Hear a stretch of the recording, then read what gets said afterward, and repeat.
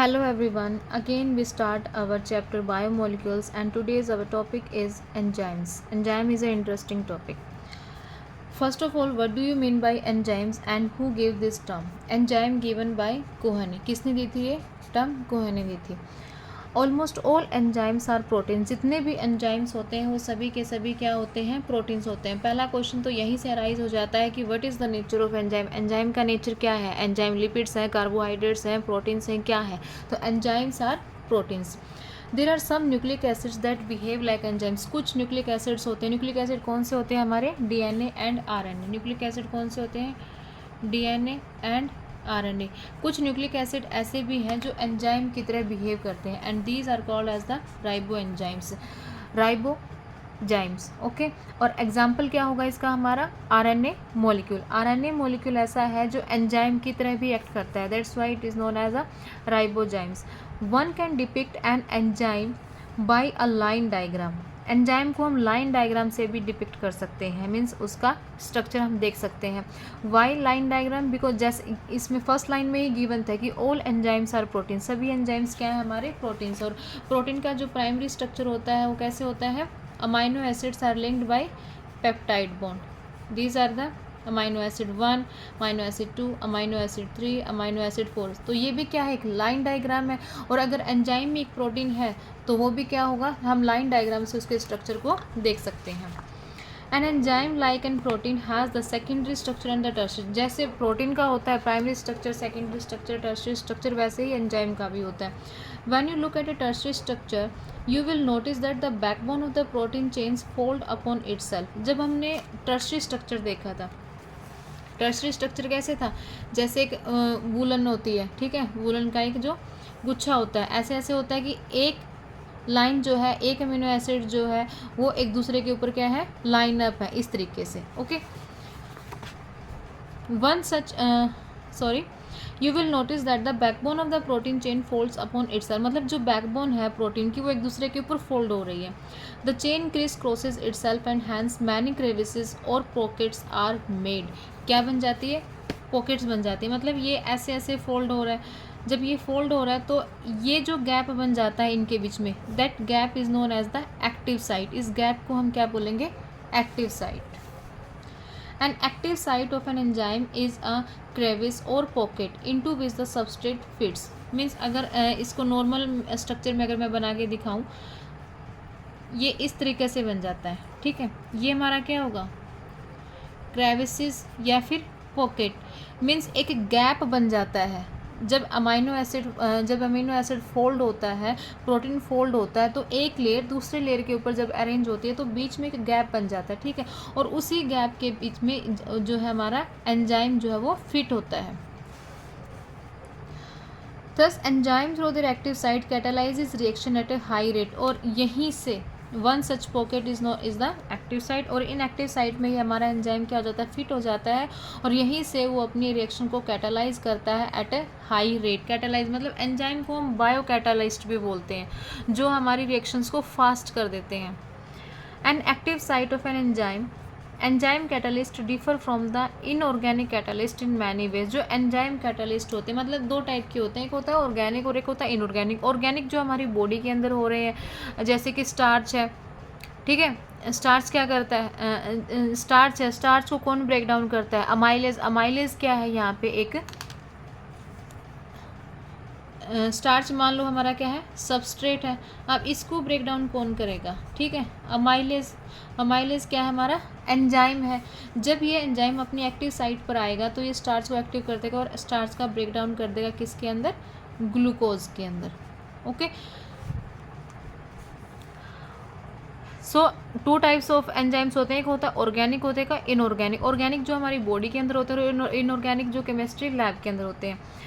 Clear. Inorganic catalyst work efficiently at high rest. और इनके अंदर मेजर डिफरेंस क्या है? दोनों का काम यही है कि दोनों रिएक्शन को क्या करते हैं? ब्रेक कर रहे हैं. मतलब हाई उस पर उसकी स्पीड को इंक्रीज कर रहे हैं. But only difference is that inorganic catalyst work efficiently at high temperature and high pressure. जो इनऑर्गेनिक कैटालिस्ट है, जो लैब वाले कैटालिस्ट हैं, वो हाई टेम्परेचर और हाई प्रेशर पर भी वर्कआउट कर सकते हैं।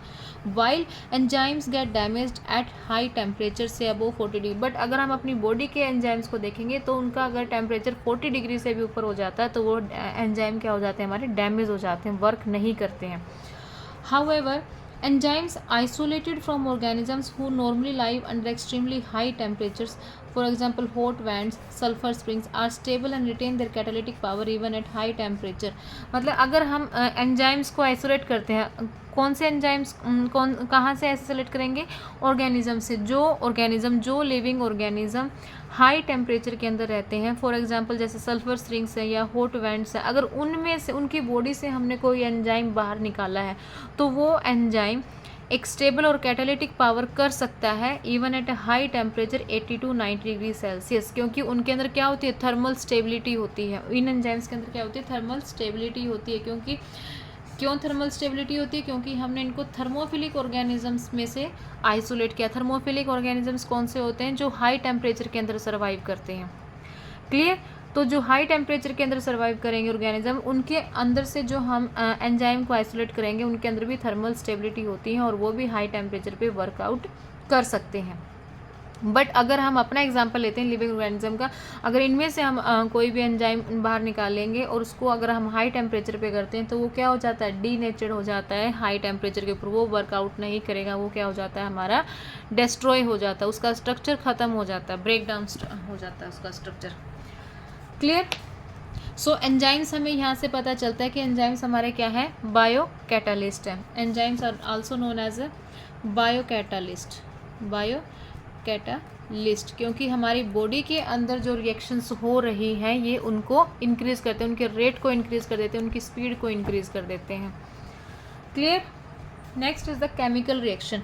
How do we understand these enzyme. इन एंजाइम्स को हम कैसे अंडरस्टैंड करें। Let us first understand chemical reaction. Chemical compounds undergo 2 type of changes. अब केमिकल कंपाउंड जो 2 टाइप के चेंजेस के अंदर आता है, एक होता है physical and the next one is the chemical. A physical change simply refers to change in shape. एक फिजिकल चेंज होता है कि ब्रेक नहीं टूटते हैं, जो ब्रेक होता है, जो बॉन्ड होते हैं, बॉन्ड ब्रेक नहीं होता है बट उसकी शेप क्या हो जाती है, चेंज हो जाती है। This is a physical process. तो ये क्या है, हमारा फिजिकल प्रोसेस है। मीन्स उनके बीच का बॉन्ड नहीं टूटा है बट उसकी शेप क्या है, वो चेंज हो गई है। Another physical process is a change in state of matter. दूसरा फिजिकल प्रोसेस क्या है कि state of matter he change हो गया है। When ice melts into water, जब आइस वाटर के अंदर मेल्ट हो जाएगी। And when water becomes a vapour, और जब वाटर वेपर के अंदर चेंज हो जाएगा। ये कौन सा प्रोसेस है, हमारा केमिकल प्रोसेस होता है ये। These are also physical process however but when bonds are broken, जब बॉन्ड्स ब्रेक हो जाते हैं and new bonds are formed during transformation, this will be called a chemical reaction. Okay, मतलब 2 टाइप की reactions, एक होती है फिजिकल, एक होती है केमिकल। फिजिकल जिसमें बॉन्ड ब्रेक नहीं हुआ है, without the breakage of a bond, when simply change in a shape. जब सिंपल शेप के अंदर चेंजमेंट होता है तो वो कौन सा होगा, हमारा फिजिकल चेंज होगा। But when there is a break in a bond, जब बॉन्ड ही ब्रेक हो जाता है दोनों के बीच में और एक नया बॉन्ड बन जाता है, एक नया स्ट्रक्चर बन जाता है, ठीक है, then this is a chemical reaction. For example BaOH2 plus H2SO4 it gives BaSO4 plus 2H2O। इसके अंदर क्या है, बेरियम किसके साथ, सल्फेट के साथ आके जुड़ जाता है और वाटर क्या है, वो अलग बाहर निकल जाता है। सो ये कौन सा चेंज हुआ, हमारा केमिकल चेंज हुआ। is an inorganic chemical reaction.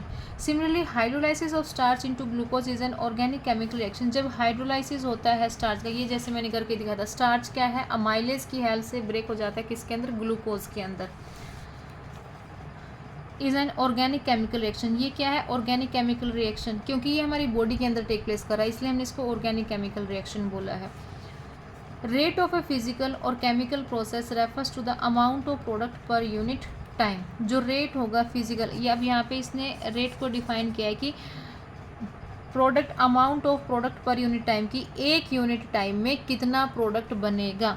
तो ये फॉर्मूला है रेट निकालने का। अमाउंट ऑफ प्रोडक्ट, कितना प्रोडक्ट बनेगा यूनिट टाइम में।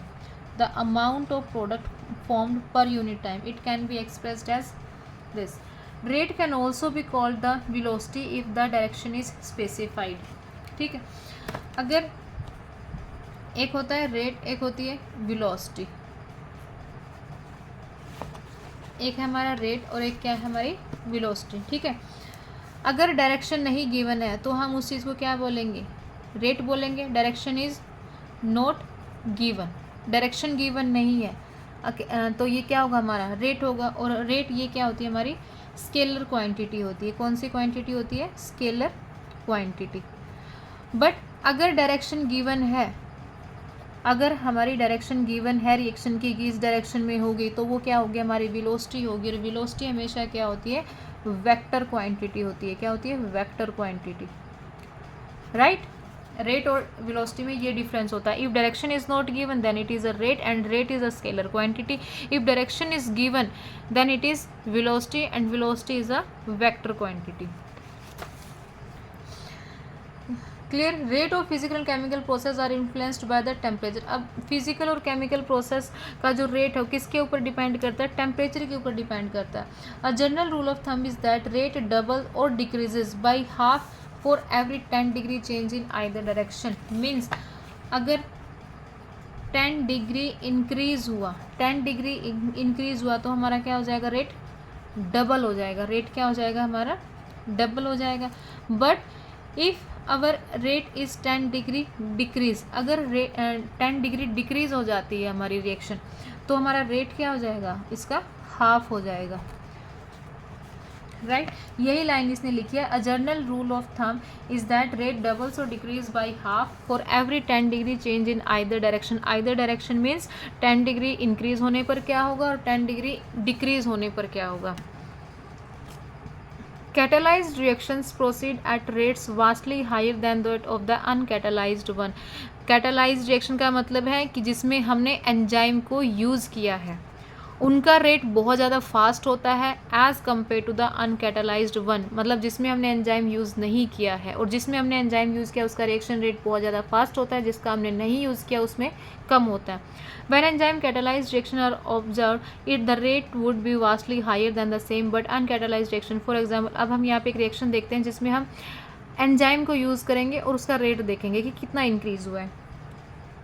Carbon dioxide plus water it gives carbonic acid, but in the presence of carbonic anhydrase, this is the enzyme. ये enzyme का नाम है carbonic anhydrase. In the absence of an enzyme this reaction is very slow. अगर हम ये enzyme इसके अंदर नहीं डालते हैं, मीन्स अगर हमने कार्बोनिक अनहाइड्रेज इसके अंदर नहीं डाला है, तो हमारी रिएक्शन क्या हो जाएगी, बहुत ज़्यादा स्लो होगी। स्लो मीन्स 200 मॉलिक्यूल्स बनेंगे 1 घंटे में। कितने मॉलिक्यूल बनते हैं 1 घंटे में, इन absence of कार्बोनिक अनहाइड्रेज। तो इसने क्या बनाया, 1 आवर में हमें कितने मॉलिक्यूल मिले हैं, 200 मॉलिक्यूल मिले हैं, right. But if we use the carbonic anhydrase dramatically with about 6 lakh molecule being formed every second. ये तो 1 आवर में 200 मॉलिक्यूल दे रहा था हमें, जहाँ पे हमने कार्बोनिक अनहाइड्रेज का यूज़ नहीं किया है। बट अगर हम इसका यूज़ करेंगे, अगर हम एंजाइम का यूज़ करते हैं, तो हमें 1 सेकेंड में, 1 सेकेंड में ही कितने मिल रहे हैं, 6 लाख मॉलिक्यूल मिल रहे हैं। कितना मॉलिक्यूल मिल रहा है हमें, 6 लाख मॉलिक्यूल मिल रहा है एवरी सेकेंड में। यहीं से हमें पता चल रहा है कि एक एंजाइम हमारी रिएक्शन को कितना एसिलरेट कर रहा है, मतलब कितनी उसकी स्पीड को इंक्रीज कर रहा है। The enzyme has accelerated the reaction rate by the 10 million times. कितना इंक्रीज कर दिया इसने, 10 मिलियन टाइम्स इंक्रीज कर दिया as compare to the absence of enzyme. The power of enzyme is incredible indeed. There are thousands of types of enzymes, each catalyzing a unique chemical or metabolic reactions, a multi-step chemical reactions when each of the step is catalyzed by the same enzyme. मतलब अगर एक reaction होती है, ये substrate था, substrate से हमारा एक प्रोडक्ट बन गया, ठीक है, तो ये तो क्या होगी, हमारी मेटाबॉलिक रिएक्शन होगी। क्या होगी, हमारी मेटाबॉलिक रिएक्शन। बट इस प्रोडक्ट से भी आगे एक प्रोडक्ट ये बन गया, अगेन दूसरा प्रोडक्ट बन गया, इससे आगे फिर तीसरा प्रोडक्ट बन गया, फिर हमारा 4th प्रोडक्ट बन गया। तो ये क्या हो गया, हमारा एक मेटाबॉलिक पाथवे। मेटाबॉलिक पाथवे ठीक है। अगर एक ही प्रोडक्ट बन के वहाँ पे हमारी रिएक्शन स्टॉप हो जाती है तो वो हो गई हमारी मेटाबॉलिक रिएक्शन, बट आगे से आगे हमें प्रोडक्ट मिलते जा रहे हैं उसमें, तो वो हमारा क्या होगा, total metabolic pathway. For example इसने दिया है ग्लूकोज का, हम ग्लूकोज से स्टार्ट करते हैं। ग्लूकोज 6-फॉस्फेट है, ठीक है, ग्लूकोज 6-फॉस्फेट, देन आता है फ्रक्टोज 6-फॉस्फेट, और ऐसे ऐसे बहुत सारे एंजाइम आते हैं, लास्ट में हमें मिलता है पायरुविक एसिड। ठीक है, ये किसका साइकिल है, ये सारा साइकिल है हमारा ग्लाइकोलाइसिस का, जो हम आगे चैप्टर में रीड करेंगे, ग्लाइकोलाइसिस का। तो ये क्या है हमारा मेटाबॉलिक पाथवे। कौन सा पाथवे होगा ये, मेटाबॉलिक पाथवे, क्योंकि इसके अंदर हमें बहुत ज़्यादा प्रोडक्ट्स आगे मिलते रहते हैं इन sorry is actually metabolic pathway in which glucose becomes pyruvic acid. ये एक एक्चुअली मेटाबॉलिक पाथवे जिसमें ग्लूकोज जो है पायरुविक एसिड बनता है थ्रू 10 डिफरेंट एंजाइम्स कैटेगरी। कितने एंजाइम्स के अंदर यूज होते हैं, 10 different enzymes. When you study respiration in chapter 14 you will study these reactions। जब हम आगे चैप्टर रीड करेंगे तो उसके अंदर आएगा ये। At this stage you should know that this very metabolic pathway with 1 or 2 additional reactions give rise to a variety of metabolic end product। Means एक या दो additional reaction से हमें क्या मिलता है, variety of metabolic end products मिलता है। कैसे, when under anaerobic conditions, under anaerobic condition के अंदर तो हमें क्या मिलेगा, लैक्टिक एसिड मिलेगा। But under aerobic condition, aerobic means presence of oxygen, जब हमारे पास ऑक्सीजन अवेलेबल है, और anaerobic means absence of oxygen. Pyruvic acid is form जब हम ये ग्लाइकोलाइसिस कर रहे हैं, अगर हमारे पास ऑक्सीजन अवेलेबल है, अगर हमारे पास ऑक्सीजन अवेलेबल है इन प्रेजेंस ऑफ ऑक्सीजन, तो हमें क्या मिलेगा, हमारा प्रोडक्ट पायरुविक एसिड मिलेगा। बट अगर ऑक्सीजन अब्सेंस है तो हमें कौन सा प्रोडक्ट मिलता है, lactic acid, right. Pyruvic acid is form in yeast during fermentation. The same pathway leads to the fermentation भी किस में होता है, अब्सेंस ऑफ ऑक्सीजन में होता है, तो same pathway leads to the production of ethanol. Ethanol क्या है, एक अल्कोहल है। Hence in different conditions different products are possible. मतलब डिफरेंट कंडीशंस होती हैं, डिफरेंट कंडीशन के अकॉर्डिंग ही हमें प्रोडक्ट की अवेलेबिलिटी होती है, right. I hope you understand this. और next topic is how do enzymes bring about such high rates. मतलब एंजाइम्स में ऐसा क्या है कि भी कैसे वो इतना हाई रेट कर देते हैं हमारी केमिकल कन्वर्जन के टाइम पे। To understand this we should study enzymes a little more. We have already understand the idea of an active site. हमने पहले ही पढ़ लिया कि एक्टिव साइट होता क्या है। एक्टिव साइट क्या होता है कि जब प्रोटीन एक दूसरे के ऊपर फोल्ड होते हैं और उनके बीच में जो गैप बन जाता है, ये जो गैप होता है जहाँ पे ये एक्टिव साइट है, मतलब एक पॉकेट बन जाती है, वो उस पॉकेट को हमने क्या बोलना है, एक्टिव साइट बोलते हैं। एक्टिव साइट किस लिए बोलते हैं, क्योंकि यहीं पर इसी जगह पर आके हमारा एंजाइम जो है वो बाइंड होता है। द केमिकल और metabolic conversion refers to a reaction. The chemical which is converted into a product is called a substrate. Hence, enzyme that is proteins with 3-dimensional structures including an active site convert a substrate into a product. Symbolically, this is depicted as substrate convert हो जाता है हमारा product में। Means या हम again वही reaction लेते हैं, जैसे स्टार्च है, स्टार्च किसके अंदर कन्वर्ट होगा, ग्लूकोज के अंदर ब्रेक डाउन होगा, किसकी हेल्प से, अमाइलेज की हेल्प से। तो स्टार्च यहाँ पे हमारा क्या है, substrate. Starch is a substrate, और स्टार्च से हमें ग्लूकोज मिला है, then our glucose is the product. और ग्लूकोज क्या होगा, प्रोडक्ट होगा, किसकी प्रेजेंस में, अमाइलेज की प्रेजेंस में। तो अमाइलेज क्या है हमारा, एंजाइम है, राइट। यही इसने बोला कि the chemical which is converted into a product, मतलब जो केमिकल प्रोडक्ट में कन्वर्ट होगा that chemical is known as a substrate. Hence, enzyme that is protein with 3-dimensional structure including an active site converted a substrate into a product। किस में convert हो जाता है वो, प्रोडक्ट के अंदर। It is now understand that substrate has to bind the enzyme at active site within a given cleft or pocket। जो active site होती है, जहाँ पे वो पॉकेट बनी हुई होती है, जहाँ पे एंजाइम को बाइंड होना होता है। The substrate has to diffuse, move to the next page। The substrate has to diffuse towards the active site। There is thus an obligatory formation of enzyme substrate complex। E stand for enzyme. This complex formation is a transit phenomenon during the state where substrate is bound to the enzyme. Substrate किसके साथ bound होगा? enzyme के साथ bound होगा. Active site पर a new structure of the substrate called the transition state structure is formed. Very soon after the expected bond breaking, जब दोनों के बीच का bond break हो जाता है, the product is released from the active site. Okay, तो product जो है वो हमारा release हो जाएगा. सबस्ट्रेट है, यहाँ पे एंजाइम प्रेजेंट होता है एक्टिव साइट के ऊपर, ठीक है. सबस्ट्रेट की जो एक्टिव साइट है वहाँ पे क्या होगा? हमारा एंजाइम बाउंड होगा और ये हमारा प्रोडक्ट है. मीन्स पहले सबस्ट्रेट है, सबस्ट्रेट के ऊपर आके एंजाइम बाइंड हो गया, तो ये क्या हो गया? ES complex, enzyme substrate complex. और ये डायरेक्टली किसके अंदर कन्वर्ट हो जाता है? फिर हमारा प्रोडक्ट के अंदर. एंजाइम भी इसके साथ होगा. एंजाइम और प्रोडक्ट के अंदर कन्वर्ट हो जाता है. और जब इन दोनों के बीच का बॉन्ड ब्रेक हो जाता है तो एंजाइम अलग हो जाता है और प्रोडक्ट हमारा अलग हो जाता है. सबसे पहले क्या होगा? सबस्ट्रेट बाइंड करेगा active site of the enzyme के साथ, fitting into the active site, मतलब ये जो एक्टिव साइट है हमारी उसके अंदर बिल्कुल फिट हो जाता है. सेकेंड क्या हो जाता है? अब एंजाइम जो बाइंड हुआ है उसकी वजह से उसकी शेप के अंदर चेंज होगा. Fitting more tightly around the substrate, मतलब जो एंजाइम है वो बिल्कुल फिट हो जाता है सबस्ट्रेट के अराउंड, टाइटली बाउंड हो जाता है.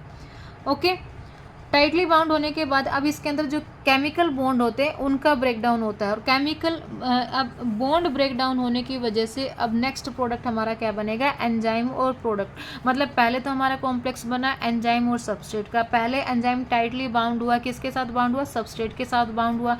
फिर इस एंजाइम ने इसकी रिएक्शन को क्या कर दिया? एक्सेलरेट कर दिया, मतलब इंक्रीज कर दी इसकी स्पीड को. रेट ऑफ रिएक्शन जो है वो इंक्रीज हो गया.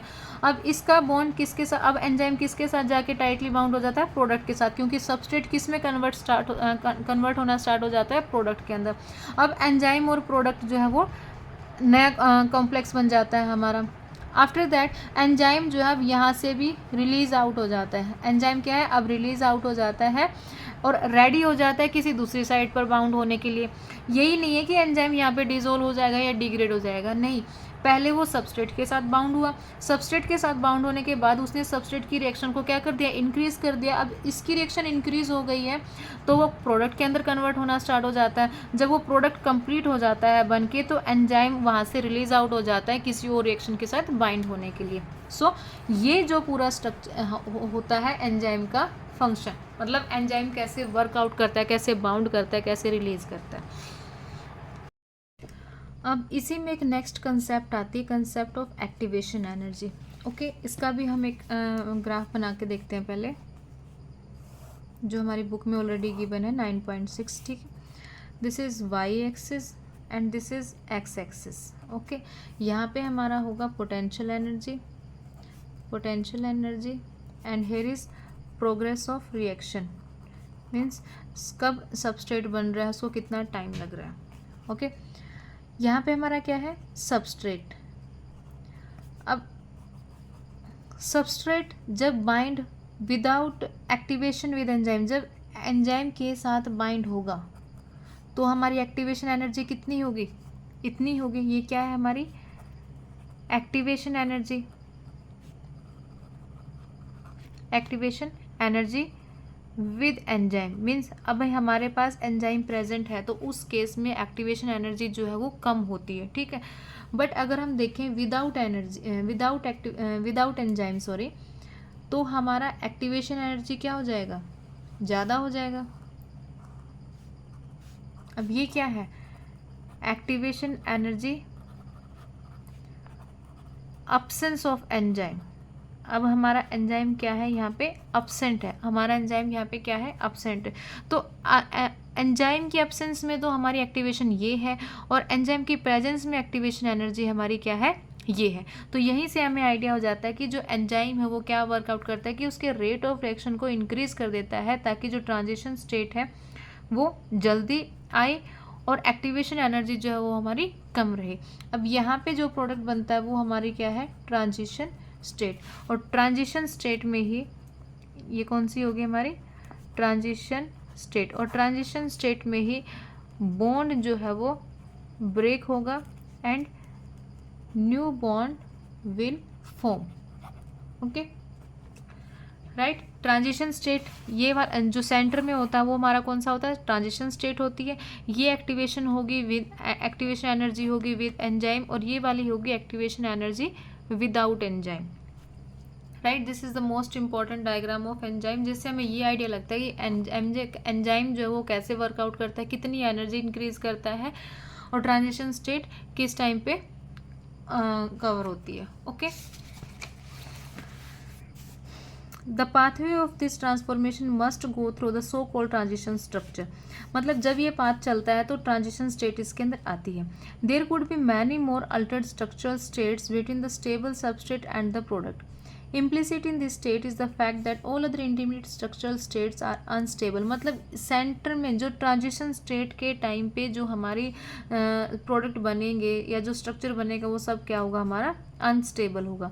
Stability is something related to energy status of the molecule और द स्ट्रक्चर, मतलब स्टेबिलिटी उनके एनर्जी स्टेटस के ऊपर डिपेंड करती है। Hence when we look at this pictorial through a graph it looks like something as in figure 9.6। अभी हमने जो किया है वो हम एक बार रीड करते हैं एनसीईआरटी से।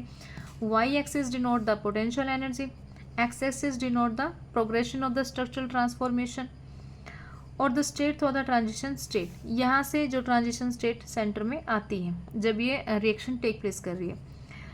If P is at the, अब यहाँ पे हमें दो लेवल मिलते हैं, ठीक है, एक मिलेगा हमें एक्सोथर्मिक और दूसरा मिलेगा हमें endothermic. One is exothermic and second is endothermic. If P is at a lower level then S, अगर हमारा P लोअर लेवल पर है S से, इसे ये दिख समझाते हैं इधर से, ये प्रोडक्ट है, ठीक है, ये हमारा क्या है, सबस्ट्रेट है। अगर हमारा प्रोडक्ट लो लेवल पर है और सबस्ट्रेट अपर लेवल पर है, यहाँ पे एनर्जी अब्जॉर्ब हुई एट, जब हमारा ब्रेक टूट रहा है, ठीक है, तो ये इतनी एनर्जी यहाँ पे इसने अब्जॉर्ब की है। बट जब नया बॉन्ड बन रहा है तो इतनी एनर्जी, मतलब यहाँ से लेकर यहाँ तक इसने एनर्जी को क्या कर दिया, रिलीज आउट कर दिया, मतलब रिलीज इसमें ज़्यादा हो गई है और अब्जॉर्ब इसने कम की है। तो ये वाला कौन सा होगा, हमारा एक्सोथर्मिक। और एक होता है एंडोथर्मिक। एंडोथर्मिक में क्या है, जब हमारा प्रोडक्ट ऊपर होगा और सबस्ट्रेट का लेवल क्या होगा, नीचे होगा। सबस्ट्रेट की लेवल इसमें क्या होता है एंडोथर्मिक में, जब हमारा बॉन्ड ब्रेक हो रहा है तो ब्रेक के टाइम में इसने एनर्जी को ज़्यादा अब्जॉर्ब किया है, हमें बाहर से एनर्जी लेने की नीड पड़ी है, ठीक है।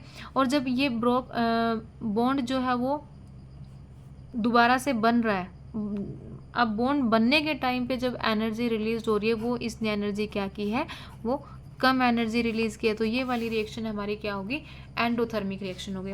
अब यहाँ से इससे आइडिया लगाओ कि ये वाला ग्राफ जो है वो एंडोथर्मिक है या एक्सोथर्मिक है। अब इसमें क्या है, प्रोडक्ट लो लेवल पर है, जो एनर्जी रिलीज हो रही है प्रोडक्ट बनने के बाद वो ज़्यादा रिलीज हो रही है, ठीक है, हमें बाहर से लेने की नीड नहीं है, इसके अंदर एनर्जी बहुत ज़्यादा रिलीज ऑलरेडी हो रही है। तो ये हमारा कौन सा ग्राफ होगा, exothermic. If P is at a lower level S, the reaction is exothermic, ठीक है, ये वाला कौन सा होगा, हमारा एक्सोथर्मिक होगा। One need not supply energy by heating in order to form the product, means हमें एनर्जी की ज़रूरत नहीं है प्रोडक्ट बनाने के लिए। However, whether it is an exothermic or spontaneous reaction or an endothermic or energy requiring reaction, endothermic में हमें एनर्जी की रिक्वायरमेंट पड़ती है, thus has to go through a much higher energy state or the transition state। Substrate को transition state के अंदर तो जाना ही पड़ता है। The difference in average energy content of S from that of this transition state is called a activation energy. Difference क्या आता है, एक्टिवेशन एनर्जी, मतलब अगर एंजाइम है तो एक्टिवेशन एनर्जी हमारा कम होगा और अगर एंजाइम नहीं है तो एक्टिवेशन एनर्जी क्या होगा, हमारा ज़्यादा होगा। ओके, यही चीज़ इसमें यहाँ पे गिवन है। देखो यही मैंने समझाया था, पहले एंजाइम सबस्ट्रेट एंजाइम के साथ बाउंड होता है, उसके जो पॉकेट्स बनी हुई एक्टिव साइट्स पर, ठीक है, फिर एंजाइम और सबस्ट्रेट कॉम्प्लेक्स बन जाता है। एंजाइम सबस्ट्रेट कॉम्प्लेक्स बनने के बाद वो एंजाइम और प्रोडक्ट का कॉम्प्लेक्स बनता है, एंड देन एंजाइम जो है वो रिलीज आउट हो जाता है किसी और रिएक्शन को रन करने के लिए और प्रोडक्ट जो है वो बाहर निकलता है। Substrate bind to active site of the enzyme, substrate bind कर गया, binding of the substrate induces the enzyme to alter its. अब जब बाइंडिंग हो जाती है सबस्ट्रेट की तो उसकी वजह से अब एंजाइम के अंदर शेप चेंज होना स्टार्ट हो जाता है, ठीक है। अब जब शेप चेंज होता है तो उसके अंदर break the chemical bond, chemical bond जो वो ब्रेक डाउन हो जाते हैं और जो नया कॉम्प्लेक्स बनेगा वो क्या बनेगा, enzyme product complex is form.